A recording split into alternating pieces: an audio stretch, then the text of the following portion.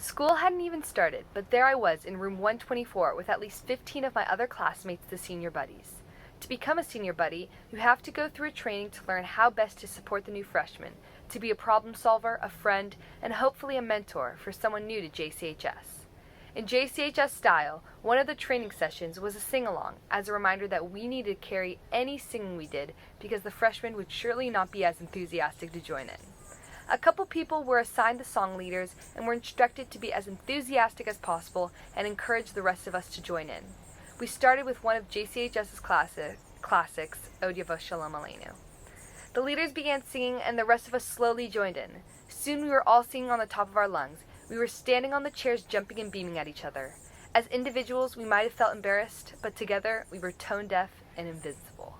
In Parsha Bamidbar, God tells Aaron and Moses to take the sum of all the congregation of the children of Israel by families following their fathers' houses, a head count of every male according to the number of their names. Nachmanides add that the method of counting was to collect a half-shekel coin from each person and then count the coins. Why is this?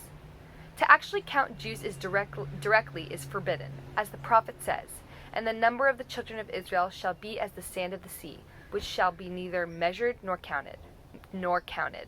Panim Yafot further explains that a nation is safe when they are united, but when judged and counted as individuals, they become separated, subject to individual scrutiny. The Israelites were counted by half shekels to ensure their unification. Throughout high school, you're faced with a lot of strange traditions, especially at JCHS. Although many don't feel like they make sense, I often find that these traditions, guidelines, or rules aren't about limiting what you have, but are about creating a better and more unifying experience for everyone. Once you start seeing these expectations as opportunities to bond with those around you, life and high school becomes so much more bearable. Don't get me wrong, no system is perfect, and we should always be working together to create a better experience. But would prom be as special if you were allowed to go all 4 years? Would winning color wars be as fun if you didn't get to paint a plastic gnome? It seems strange to have the Israelites counted through half shekels until you see that the half shekel was about the protection of the individual and the unity of Israel. You won't be judged and punished individually if you don't sing with the rest of the school in assemblies or sleep in too long at journeys, but I've found that your friendships and community are only as good as the effort and attention you put into it. If you experience everything with doubt, you'll never feel the fulfillment of community. Following the rules for the benefit of the community and yourself is especially relevant in quarantine.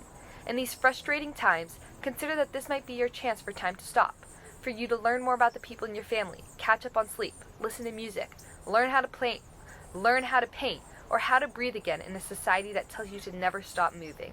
It's not often that the best thing you can do to create a safer and healthier world is suntan in your backyard or do homework on your couch. And so I ask you guys to please stay healthy, positive, and take advantage of every moment you can to be with your friends.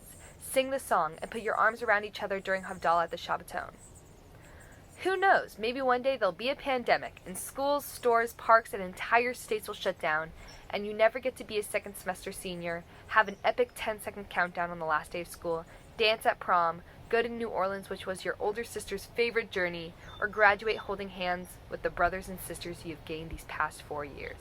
From me to you, from the class of 2020 to the rest of the school, high school is 4 years, which is a short amount of time, but it's part of your life that shouldn't be wasted. Take advantage of every moment with your friends, family, and teachers. Make connections and be grateful for the time you have together.